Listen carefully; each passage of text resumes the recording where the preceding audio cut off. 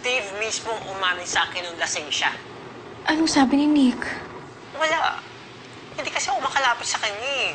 Ilagi akong hinaharangan ng buwisit na yun.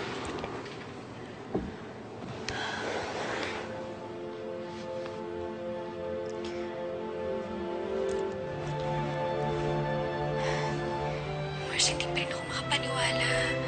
Parang panaginip ang lahat. Mars? Hindi ka ba happy na hindi ka niloko ni Nick? Eh, Mars, nagigilty ako eh. Inaway ko siya na hindi naman dapat. Tapos nakipaghiwalay ako sa maling dahilan. Huwag mo nasisihin sarili mo. Lahat naman tayo ito nagkamali eh. Ikaw, ako, pamilya mo. Niloko kasi tayo ng buwisit na Kate na yun eh. Napakasama talaga ng babaeng yun. Hindi dapat siya pakasalan ni Nick. Mars, kailangan malaman ni Nick to. Ano? Eh ako daw makalapit kay Nick. Tapos ikaw naman nandiyan ka sa kabilang side ng mundo. Mars. 2 days? Ikakasal ka na in 2 days? Eh, teka lang, parang biglaan naman masyado, anak. Ma, sumusunod lang naman ako sa gusto ni Kate eh. Siya ang may gusto nito. Tsaka nag-book na rin siya ng hotel natin. Doon tayo magsistay hanggang sa araw ng wedding namin. Si Kate ang nagplano. Hindi kaya may ibang dahilan kung ba't nagmamadali ang ikasalin niyo. Tulad ng Ma. Nakuha naman niya yung gusto niya eh. Tsaka doon din naman ang uwi namin. Ikakasal at ikakasal din kami. Eh, ikaw, anak. Handa ka na bang magpakasal kay Kate? Alam niyo naman kung sino yung babaeng mahal ko, di ba? Kasi session na. Good morning, mga ka-trending! Miss niyo ba sina Luis and Ces? Well, not to worry dahil updated kami sa kanila ngayon. As we speak, nasa City of Love sa Paris ang dalawa. At look kung gaano sila ka-sweet!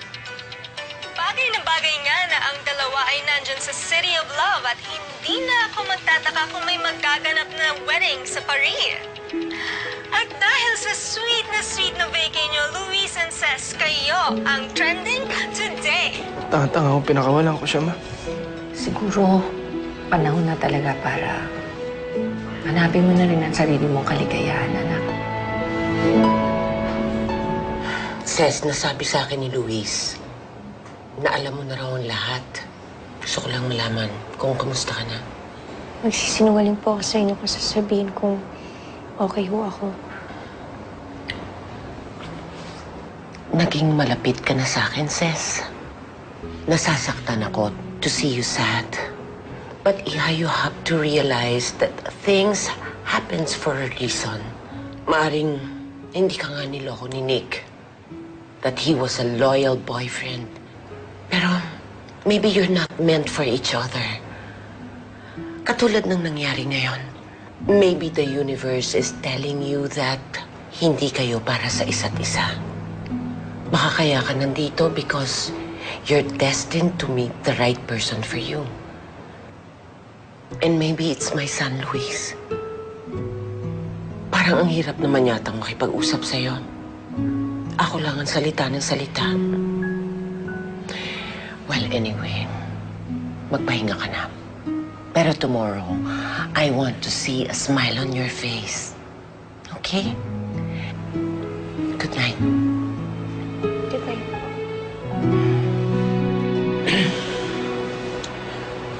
Kamusta na siya? Definitely she's upset. Hindi mo na kasi dapat pang sinabi ang nalalaman mo about Nick. Hindi ko pwede itago yun. Malalaman din niya yung katotohanan.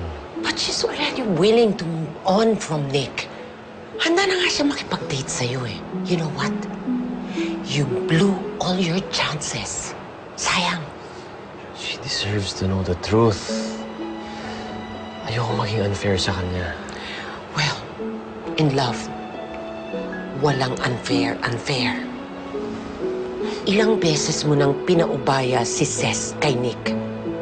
I think it's about time to step up and fight for her. Alam mo, ang mga martir ngayon, pinapatay na sa luneta. Gusto ko maging masaya ka. I'll never be happy with Sis. Kung alam kong sinik ang laman ng puso niya.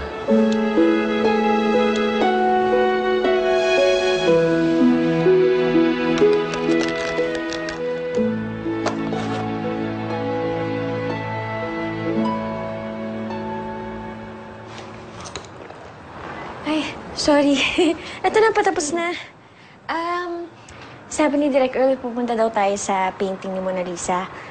Hindi ka nasasama sa amin, sis. Ha? Eh, saan ako pupunta? I booked your flight to Manila today. Bakit? Dahil alam kong gusto mo makita si Nick.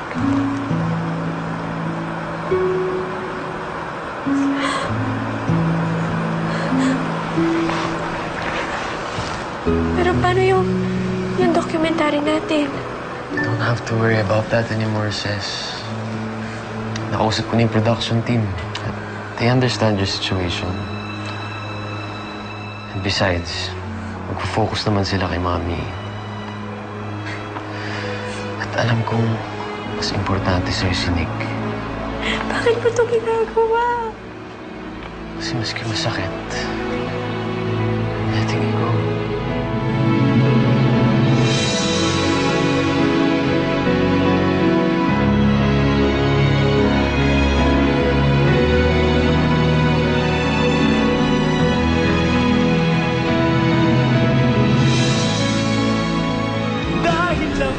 Iniisip ko kung magiging mabuting ama kaya ako sa magiging anak ko at magiging mabuti rin ako asawa sa kanya.